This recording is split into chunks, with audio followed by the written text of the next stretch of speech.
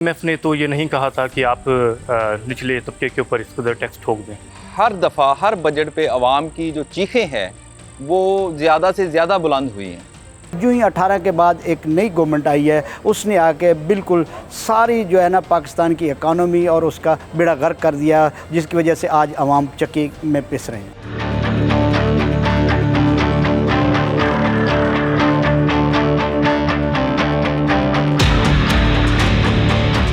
तो हमारा जो मौजूदा बजट असम्बली ने पास किया है उस पे तो आप ये कह सकते हैं कि 90% जो है वो IMF का कंट्रोल रहा है। पहले की निस्बत उनका इन्फ्लुएंस बहुत ज़्यादा बढ़ गया है। पाकिस्तान इस वक्त जिन हालात से गुजर रहा है, इन हालात में IMF की मजबूरी है, पाकिस्तान की मजबूरी है कि IMF की शराइत को काबिल कबूल करे।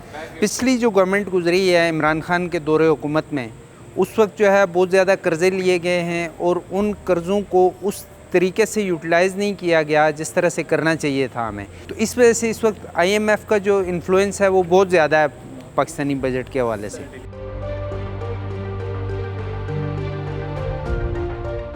सर ये बहुत बड़ा जुल्म है। एक आदमी सैलरी ले रहा है और वो इतने टैक्सेस दे रहा है, माचिस की तीली से लेकर हर चीज़ पे टैक्स दे रहा है। अभी भी कोई पीछे गुंजाइश बचती थी टैक्स लगाने की। क्योंकि IMF ने तो ये नहीं कहा था कि आप निचले तबके के ऊपर इस कदर टैक्स ठोक दें।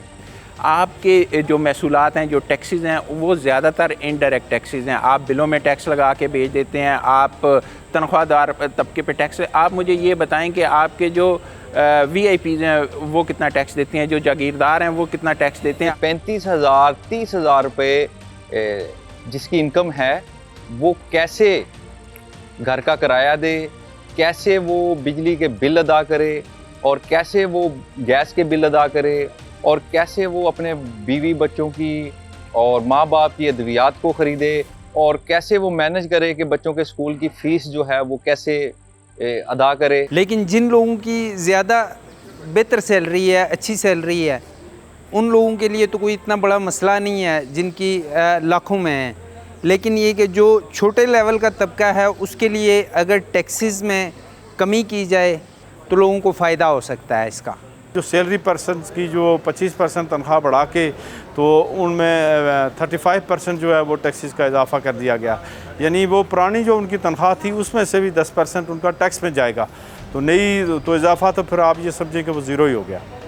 जो इन्होंने टैक्सेस में जो छूट दी है सरकारी ब्यूरोक्रेसी को, यानी सिविल ब्यूरोक्रेसी को और मिलिट्री ब्यूरोक्रेसी को, जो छूट दी है टैक्सेस में, प्रॉपर्टी की फ़रोख्त में जो टैक्सेस हैं उनको, उसके ऊपर आवाम जो हैं वो लाजमी जो है उसके ऊपर कुछ ना कुछ एहतजाज भी करेंगे और वो बात भी करेंगे।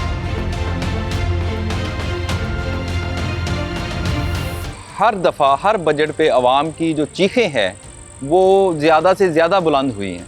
मेरे नज़दीक जो है जो PTI का जो बजट था उसमें काफ़ी हद तक उन्होंने आवाम को रिलीफ देने की कोशिश की है और ख़ास तौर पर उनकी जो पॉलिसीज़ थी लॉन्ग रन पॉलिसीज़ थी और उससे एक आम आदमी को जो है वो फ़ायदा पहुंच रहा था। मुशर्रफ दौर के बाद पीपल्स पार्टी ने जो 100% सैलरी इंक्रीज़ की थी उसमें टैक्सेस मुलाजिम के ऊपर बहुत कम थे।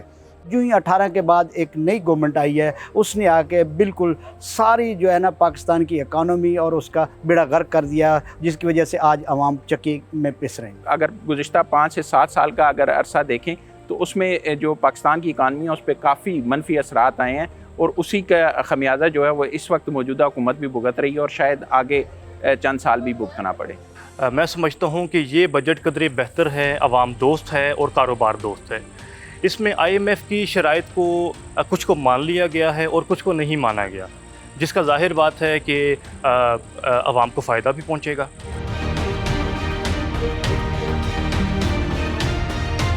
हुकूमत के पास इस वक्त आवाम को देने के लिए सिर्फ बातें हैं और कुछ नहीं है, क्योंकि IMF की इतनी सख्त शराइत है कि IMF की शराइत मुकम्मल करते करते हुकूमत ख़त्म हो जाएगी, आवाम के मसाइल ख़त्म नहीं होंगे। आवाम के मुतालबात को तो आवाम को तो राज़ी करना अब तो मेरे ख्याल में जो माशी हालात पाकिस्तान के हैं ये मुमकिन है ही नहीं।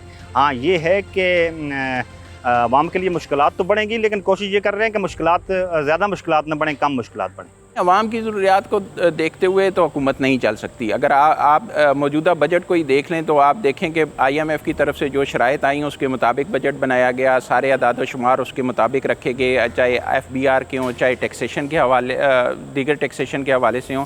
देखें, जब भी आप कभी भी किस किस्म का एग्रीमेंट करते हैं तो ये नहीं होता कि आप बिल्कुल ही अगर मैं थोड़ा सा गैर पार्लिमानी लफ्ज़ इस्तेमाल करूँ कि लेट जाएँ, तो इसमें बैलेंस रख कर ही चला जाता है। ये कोई अनोखी बात नहीं है, चंबे की बात नहीं, ठीक है।